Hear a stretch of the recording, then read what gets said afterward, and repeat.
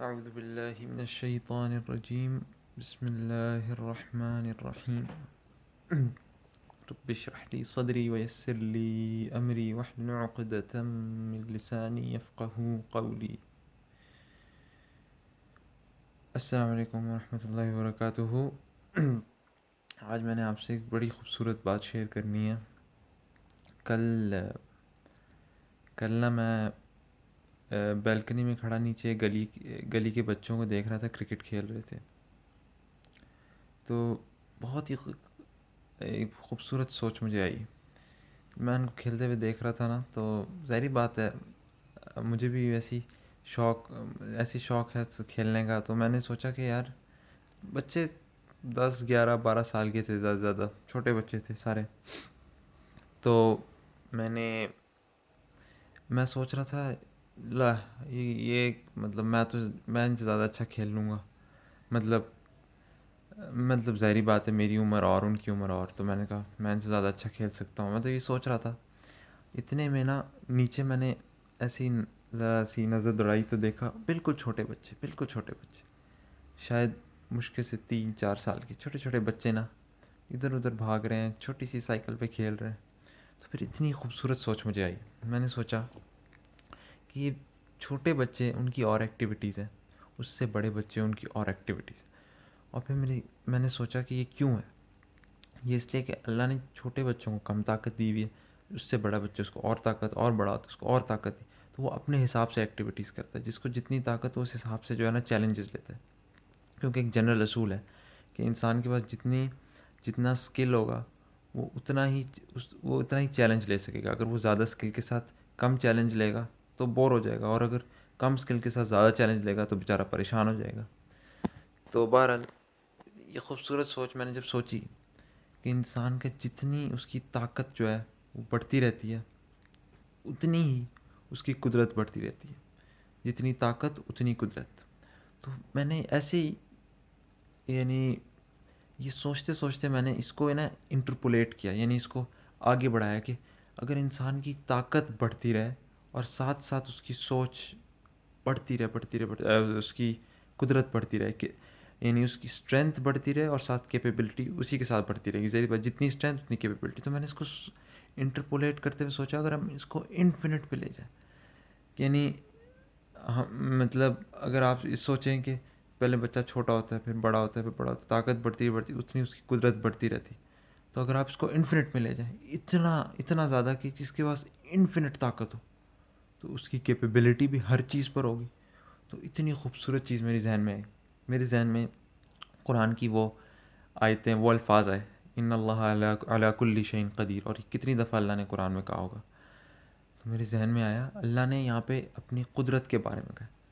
یہ اللہ کی قدرت، اللہ ہر چیز پر قادر ہے۔ اس کا مطلب آٹومیٹک یہ ہے، کیونکہ ہم نے ابھی میں نے آپ کو بتایا کہ جتنی انسان کے پاس طاقت اتنی اس کی قدرت، اگر انسان کے پاس اللہ کہہ رہا ہے اللہ کی قدرت انفینٹ ہے، ہر چیز پر ہر چیز کر سکتے ہیں، اس کا مطلب انفینٹ، اس کا آٹومیٹک مطلب ہے کہ اللہ کی جو طاقت ہے وہ انفینٹ ہے۔ اللہ سبحانہ تعالیٰ کی طاقت کی کوئی حد نہیں، وہ یعنی لامحدود اللہ کی طاقت ہے، اس کا آٹومیٹک رزلٹ یہ نکلتا ہے۔ تو ماشاء اللہ، مطلب سبحان اللہ، میرے ذہن میں کس طرح اللہ کی بنائی ہوئی تخلیق، اللہ کی یعنی اللہ کی کائنات میں غور و فکر سے انسان کو کس طریقے سے ہارمنی ملتی ہے اللہ کی قرآن کے آیتوں میں، جو اللہ نے بنایا، اگر انسان اس پر غور و فکر کرے تو اس کو کس طریقے سے اس قرآن کے الفاظ، کیونکہ قرآن تو اللہ کا قول ہے، اور جو تمام کائنات ہے اللہ کا فعل ہے، تو اس میں کوئی تضاد نہیں ملتا، they are in complete harmony with each other, اگر آپ غور و فکر کریں اس میں۔ اس لیے تو اللہ قرآن میں بھی کہتا ہے افلا یتدبرون القرآن ولو کان من یعنی اگر آپ قرآن کے اندر غور و فکر کیوں نہیں کرتے؟ اگر یہ اللہ کے علاوہ تو اس کے قرآن کے اندر تضاد ہوتا ہے، لیکن قرآن سے باہر بھی، یعنی اس کے کائنات میں بھی اگر آپ دیکھیں تو اس کو آپ کو تضاد نہیں ملے گا، جو کائنات میں آپ سارا نظام دیکھ رہے ہیں اور اللہ کی کتاب میں۔ بہرحال یہ تو میں نے ایک یعنی اس موضوع پر، طاقت اور انسان کی قدرت پر ایک سوچ تھی میں نے سوچی، لیکن اس کے بعد مجھے ایک بڑی خوبصورت بات میرے ذہن میں آئی، اور وہ یہ تھی، میں نے یہاں پہ وہ یہ تھی ان لوگوں کے بارے میں جو زندگی کے کسی موڑ پہ آ کے نا امید ہو جاتے ہیں اور وہ سوچتے ہیں کہ اب کچھ نہیں ہو سکتا. اب اب پوری طریقے سے نا امید ہوتے ہیں, کہتے ہیں اب کیا, مطلب, اور بیک آف دا مائنڈ سوچتے, مطلب ظاہری بات ہے وہ ظاہری طور پہ تو نہیں اس طرح سوچتے ہوں گے, لیکن وہ سوچتے ہوں گے اب کچھ ہو ہی نہیں سکتا, خدا بھی کیا کرے گا. اب اس سوچ کے پیچھے ایک بہت بہت بہت خطرناک ایک مطلب ایک چیز چھپی ہوئی ہے. اور اگر آپ نے جو میرا پچھلا آئیڈیا اگر اس پہ غور و فکر کیا ہو کہ انسان کے جتنی طاقت ہوتی ہے اتنی قدرت ہوتی ہے, تو ہم نے کہا کہ اللہ کی چونکہ قدرت اللہ نے کہہ دیا قرآن میں وہ ہر چیز پر قادر ہے, اس کا مطلب اس کی طاقت بھی لامحدود ہے. لیکن اگر آپ سوچیں ان لوگوں کے لیے جو یہ کہیں کہ اب اللہ اس کے آگے کچھ نہیں ہو سکتا, میرا کوئی بھی کچھ نہیں کر سکتا, اور وہ بالکل نا امید ہو جائے, اس کا ایک بڑا خطرناک نتیجہ نکلتا ہے. وہ کہتا ہے, وہ کہہ رہا ہوتا ہے اصل میں at the back of the mind اس کے چل رہا ہوتا ہے اللہ تعالیٰ ہر چیز پر قادر نہیں ہے. اس کا کیا مطلب, اس کا اتنا خطرناک مطلب نکلتا ہے. اس کا مطلب یہ انسان سے گویا ایک طریقے کا آپ کہہ سکتے کفر ہی ہو گیا. وہ مطلب ایسا کفر جلی تو نہیں کہ وہ اسلام سے نکل گیا, ایسا تو نہیں ہوا ہوگا, لیکن پھر بھی ایک طریقے کے کفریہ کلمات. کیوں؟ اگر اس نے کہہ دیا کہ اللہ, اس نے اپنے ذہن میں یہ سوچا کہ یہ کام نہیں ہو سکتا, تو اس نے ایک طریقے سے یہی سوچا نا کہ اللہ یہ نہیں کر سکتا, اللہ اس پر نہیں قادر. اور اگر اس نے یہ کہہ دیا یا یہ سوچ لیا کہ اللہ اس پر نہیں قادر, مطلب ظاہری بات ہے نا امید انسان یہ کہے گا نا کہ اب کچھ نہیں ہو سکتا. اگر اس نے یہ سوچ لیا کہ اللہ اس پر نہیں قادر, اس کا آٹومیٹک مطلب ہے کہ اللہ کی طاقت کو اس نے محدود کر دیا. اگر اللہ اس پر قادر نہیں, اس کا مطلب اللہ کی طاقت بھی محدود ہو. اتنا بڑا بہتان اللہ پر اس نے لگایا, یعنی اتنے بڑے آپ کہہ سکتے ہیں کفر یا کلمات اس نے کہے یا سوچے, یہ کہہ کر کے اب کچھ نہیں ہو سکتا. اس سچویشن سے, اس حالت سے, یعنی اس جگہ سے, یا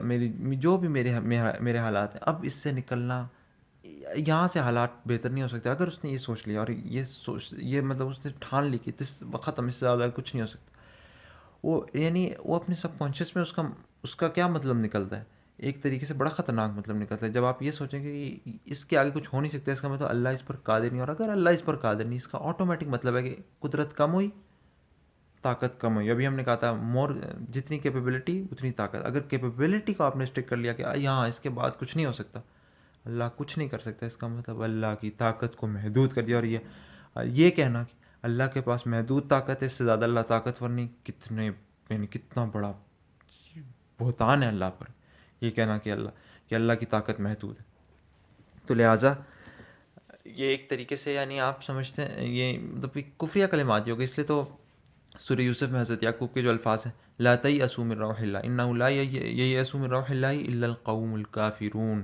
آپ اس آیت کا مجھے اس طریقے سے بھی ایک مطلب سمجھائے کہ انہوں نے کیوں کہا کہ اللہ کی رحمت سے تو کوئی نا امید نہیں ہوتا سوائے کافر قوم, سوائے کافروں کی قوم. ایک طریقے سے ایک کفری ہوگا کہ آپ نے جب اللہ کی قدرت کو محدود کر دیا, اللہ کی طاقت کو خود بخود آپ نے محدود کر دیا. لہٰذا نا امید انسان کو کبھی نہیں ہونا چاہیے, کیونکہ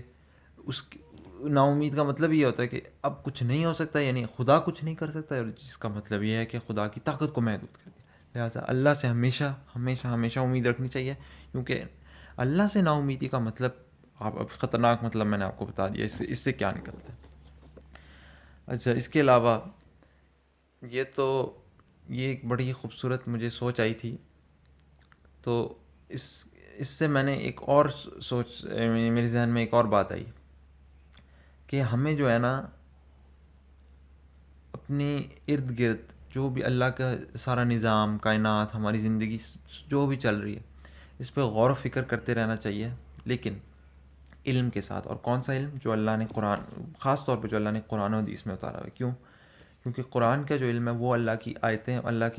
اللہ کے الفاظ ہیں, وہ اللہ کا کلام ہے. ان آیتوں, ان کا پہلے علم ہوگا, اور جتنا آپ علم حاصل کرتے رہیں گے تو پھر آپ کی جو سوچ ہے نا وہ بھی اس حساب سے درست ہوتی رہے گی. کیونکہ اگر آپ بغیر علم کے سوچیں گے تو آپ کی جو سوچ ہے نا ایک محدود رہے گی.